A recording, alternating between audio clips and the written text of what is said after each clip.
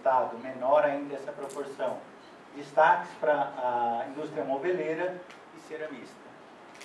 E aí entra a nossa história do agronegócio, 8,9% do PIB, porém, ele representa 5,5% do PIB do Estado.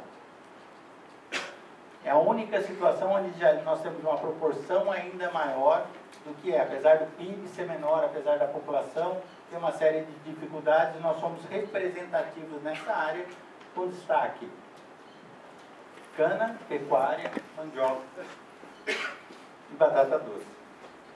É uma coisa estranha, sempre quando eu coloco mandioca e batata doce, não sei se vocês sabem, mas o maior exportador de batata doce do Brasil está na Naviraí. Ele consegue exportar muitas batatas doces, tem um contato na Holanda, tudo que ele produz ele acaba mandando para fora. Tarabai, desculpa, está em Tarabai. Por quê? Ele conseguiu o contato. E estudando um pouquinho melhor essa cadeia, eu falei assim, mas por que exatamente batata doce e tanta exportação? É um dos produtos que se utiliza como base produtos sem glúten. Tem uma febre, todo mundo é alérgico a glúten, lactose, não sei o que, isso é no mundo todo. E ele usa dessa batata doce, seria melhor que ele de alguma maneira produzisse a farinha aqui, industrializasse, enfim, mas nós somos grandes produtores de batata doce. No caso, milho e soja também tem uma representatividade, mas ela está muito mais ligada à cadeia de corte, de gado de corte de leite, do que necessariamente à exportação. E aqui a gente vai, só retirei daquele mapa a nossa situação, e nós estamos dizendo o seguinte, que grande parte desses problemas vem também da administração pública. Tá? Política pública de desenvolvimento afeta de uma maneira muito forte a população. Isso eu estou dizendo que aquele ambiente empreendedor que deve ser criado, parte dele parte de uma iniciativa pública. É simples. É só a gente ver Narandiba e Tarabai. Uma tem índice de desenvolvimento quase africano e a outra está entre os melhores da nossa região. As duas têm usina, as duas têm um solo arenoso, as duas têm uma população mais ou menos parecida e índices muito diferentes. Vocês também, além de serem enquadrados pelo Estado, devem de alguma maneira se manifestar com o Estado para tentar entender por que isso está acontecendo. Condições econômicas são muito parecidas, resultados sociais muito diversos. Logo, alguma coisa não está funcionando em um lugar ou funciona melhor no outro. E trazer e fazer esse benchmark é uma coisa importante. Muitas vezes, isso eu aprendi no meu trabalho de doutorado. Eu via tantos erros, aí a gente chegou a pegar a média de escolaridade dos líderes africanos no ano de 2000, quarta série. O cara era presidente ou general de um país e tinha a quarta série. Como é que você podia provar para ele ou mostrar para ele que investir melhor nisso ou naquilo dava um resultado melhor ou pior? Ele não tinha esse feeling. Muitas vezes, alguns prefeitos da região, não estou dizendo que são bons ou ruins, mas talvez não tenham essa percepção. Quem tem que trazer isso? Vocês, como líderes ou como empreendedores. E aí, já fechando a nossa história, eu quero dar a minha opinião sobre como tentar resolver esse problema. Um dado que eu gosto bastante, tem um relatório do Banco Mundial que fala o seguinte: países se desenvolvem bem, o que antigamente se falou lá na Segunda Guerra Mundial de teoria dos gansos, Você tem que ter um líder e todos os outros, de alguma maneira, migram para aquela região de uma maneira igualitária. Como é que eu faço isso? Eu uno pequenas com grandes cidades. Por isso, Prudente tem um papel tão importante. Nós estamos dizendo o seguinte: nós somos, no bem e no mal, a maior força econômica da região. Como que nós podemos, de alguma maneira, influenciar as outras no desenvolvimento de serviço? Só para entender, serviço. vocês em algum momento vão prestar serviço, né? A questão é a seguinte, vamos pensar no dentista. Dentista é prestação de serviço. Por que as pessoas têm que vir, sei lá, de Rosana para cá para fazer um tratamento decente odontológico? Por que não as empresas aqui podem abrir franquias lá? Que tem know-how suficiente para conseguir reduzir esse deslocamento. Como que vocês vão, de alguma maneira, prestar consultoria da questão ambiental e podem colocar escritórios regionais?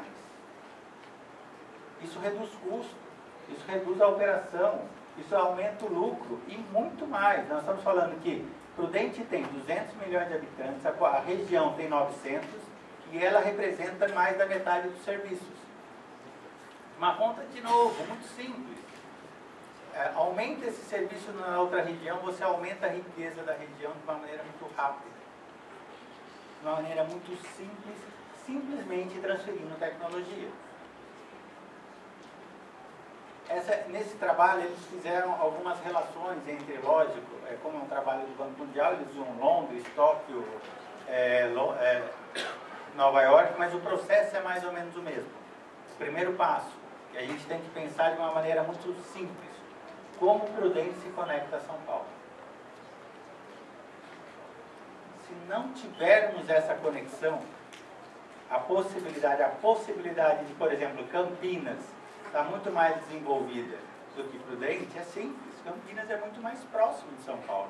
Isso aconteceu de uma maneira empírica, de uma maneira quase que intuitiva. Vou a São Paulo, resolver alguma coisa, trago. E nós temos que pensar de uma maneira estratégica. Porque o Oeste Paulista está longe de São Paulo, mas deve se conectar a São Paulo. Por um outro lado, nós estamos mais próximos das outras regiões com características parecidas, como o norte do Paraná e principalmente o Centro-Oeste.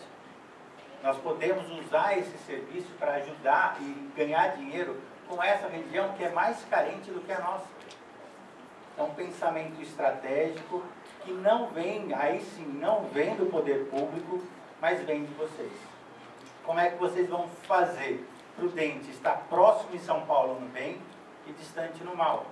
Né? Como se a gente for pegar São Caetano, está sempre como a cidade com o melhor IDH do Brasil e melhorando dia a dia.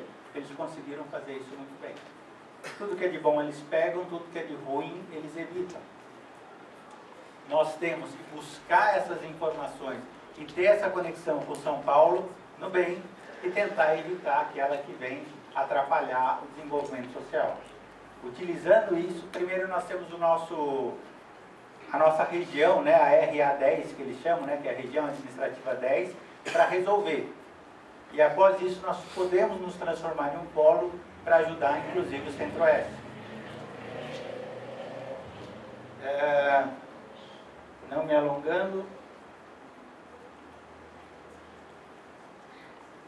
esse mesmo trabalho, como eu disse, ele fez essa provocação do tamanho da população das grandes metrópoles, do percentual do PIB e quanto ela cresce a mais ou a menos que o PIB.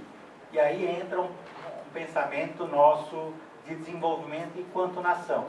Entre as 20 economias do mundo, nós somos a única que a nossa maior cidade cresce exatamente a média do país.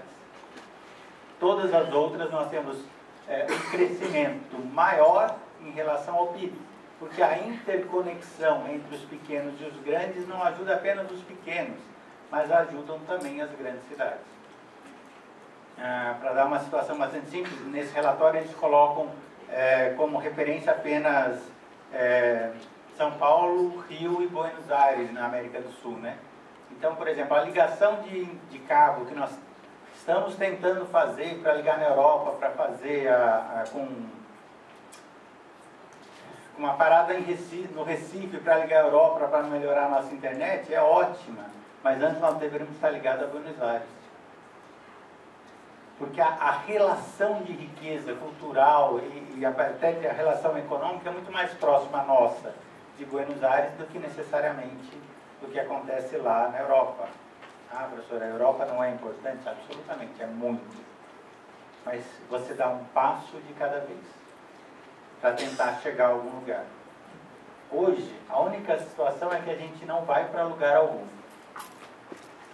E fazer essa interligação entre São Paulo e entre as cidades aqui, talvez é o grande desafio.